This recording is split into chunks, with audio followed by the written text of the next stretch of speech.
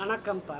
இந்த கொள்ளு பயிரை தேவையான அளவு நீங்கள் ராத்திரி நேரத்திலே தண்ணியில் போட்டு கழுவிட்டு ஊற வச்சிடலாம். ஊற வச்சுட்டு காலையில் எந்திரிச்சு அந்த தண்ணியை கீழே வடிச்சிடக்கூடாது. ஊற வச்ச தண்ணியை வடிச்சிடக்கூடாது. அப்படியே போட்டு தேவையான தண்ணி அளவு விட்டு கொஞ்சம் மஞ்சள், சீரகம், தேவையான அளவு மஞ்சத்தூள், சீரகம் போட்டு நல்லா குக்கரில் கூட வச்சு ஒரு 4-5 விசில் கூட வர வைக்கலாம். அந்த ஜார் பூரா தண்ணியில் இறங்கிடும். அந்த தண்ணியை நீங்கள் வெதுப்பாக குடிக்கலாம்.